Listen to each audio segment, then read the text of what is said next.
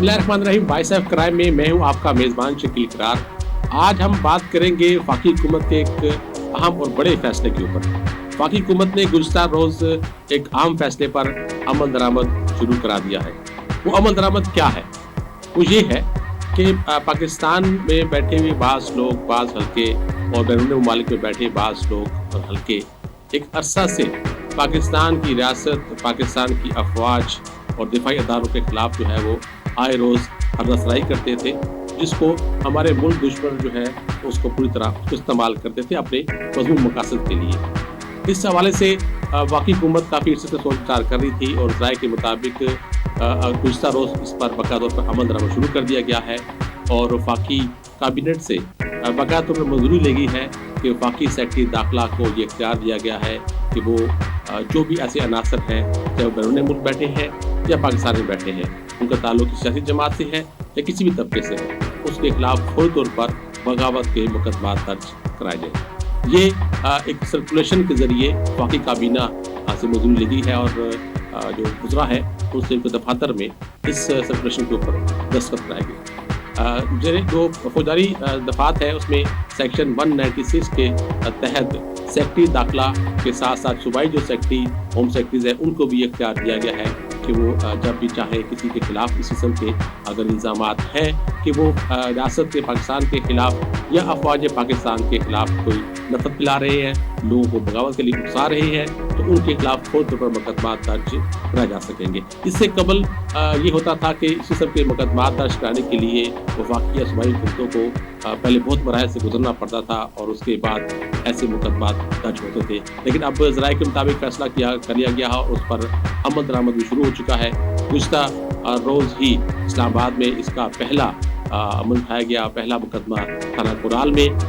जो मारूफ social activist है अहमद वकास गुराया, उनके खिलाफ एक शहरी की दरख्वास्त पर दफ़ा 131 के तहत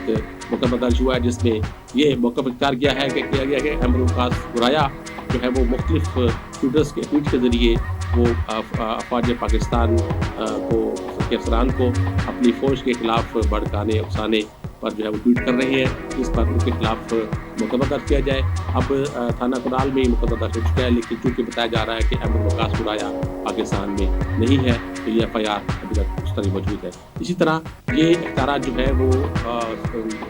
फौजदारी की सेक्शन के तहत 196 के तहत जो हासिल है वफाकी सेक्रेटरी दाखिला को भी और होम सेक्रेटरीज को भी। अब ऐसा कोई भी शख्स या उसका ताल्लुक किसी सोशल एक्टिविज़म से हो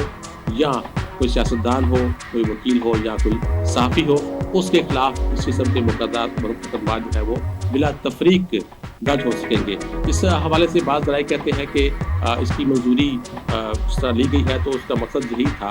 कि मुकदमात की दराज में ताख़ीर ना हो और ऐसे अनासर जो ज़हरख़्वानी कर रहे हैं पाकिस्तान के खिलाफ और पाकिस्तान की अफवाज के खिलाफ, तो उनके खिलाफ तौर पर मुकदमा दर्ज करके उनकी बाकायदा तौर पर ज़ाब्ती कार्रवाई है उसको आगे बढ़ाया जा सके और ऐसी चीज़ों को रोका जा सके। तो ये बहुत बड़ा फैसला था जिस पर अमल दरामद शुरू किया वफाकी हुकूमत ने और अब सूबाई हुकूमतों के पास भी इख्तियार है कि वो ऐसी किसी भी शख्सियत के खिलाफ, अनासर के खिलाफ फौरी मुकदमा दर्ज कर सकेंगे, जिसमें चाहे वो अफवाज पाकिस्तान के खिलाफ कोई नफरत अंगेज़ मवाद शाया कर रहे हैं, लिख रहे हैं, बोल रहे हैं या